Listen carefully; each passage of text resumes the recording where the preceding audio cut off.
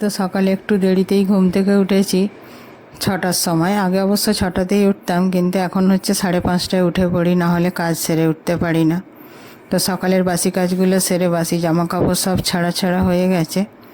এবার বিছানার চাদরটা কয়েকদিন ধরে ভাবছি কাচবো। এই বিছানার চাদরটা অনেকটাই মোটা, কিন্তু এবার কি বলেন তো, রোজ এতটাই বৃষ্টি হচ্ছে যে কাচতে ভয় পাচ্ছি, কারণ শুকোবে না, আর না শুকোলেই একটু গন্ধ ছেড়ে যায়।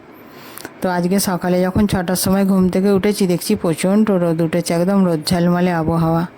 তখনই মাথায় নিয়েছি আজকে লেট হয়েছে বটে, কিন্তু আজকে আমি এই চাদরটা কাচবই, তাতে যত দেরি হয় হবে।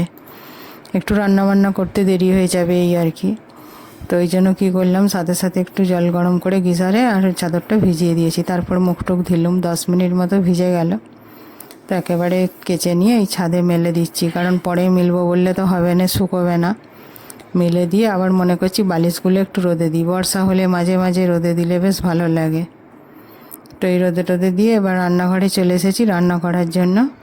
আজকে একটুখানি খিচুড়ি করছি। বর্ষার আবহাওয়াটা আছে, রোদ উঠেছে, কিন্তু বেশ সকালের দিকটা সুন্দর, ঠান্ডা ঠান্ডা হাওয়া দিচ্ছে, যেন মনে হচ্ছে শরৎকাল এসে গেছে। তো এই জন্য রান্না করছি খিচুড়ি। খিচুড়িতে কি ফোড়ন দিচ্ছি দেখুন, তেলের ওপর সামান্য লঙ্কা দিয়েছি, কাঁচা লঙ্কা দিয়ে খিচুড়িটা করবো। এটা হচ্ছে 5 ফোড়ন আর রাঁধুনি ফোড়নে দেব।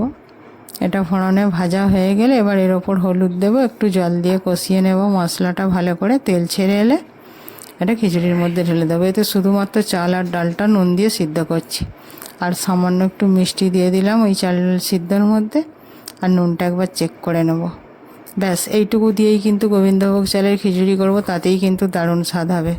আর অনেক সময় কি করি, ওই আদাটা গ্রেট করে দিয়ে দিই, কিন্তু এখন যেহেতু বরের শরীরটা খারাপ, তো খিচুড়ি খাবে, ওই জন্য আর আদা টাদা দিচ্ছি না। তো রান্নাবান্না হয়ে গেছে, খেতে বসে পড়েছি। এবার সমস্ত কাজ সেরে এই যে আবার বিকেলে বসে পড়েছি আনাজটা কালকের জন্য কেটে রাখতে। বিকেলে না কেটে রাখলে একটু দেরি হয়ে যায়, তো এই জন্য আনাজগুলো কেটে রাখছি। গুছিয়ে রেখে দিলে কি হয়, সকালে রান্নাটা করতে তাড়াতাড়ি সুবিধা হয়।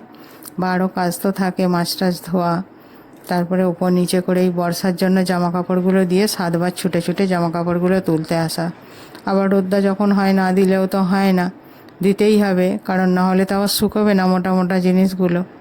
আর 2তলার ওপরে উঠতে হয় নিচে থেকে, তো এই কারণে কি হয়, অনেকটা লেট হয়ে যায়। তাই আমি এখন রাতের বেশিরভাগ আনাজগুলোই কেটে রেখে দিই সকালের জন্য, যেটা শুধু প্রয়োজন হয় সেটাই বেলায় কাটি। তো রাতের খাওয়া দাওয়া সারা হয়ে গেছে, এই যে আমাদের তো খাওয়া হয়ে গেছে।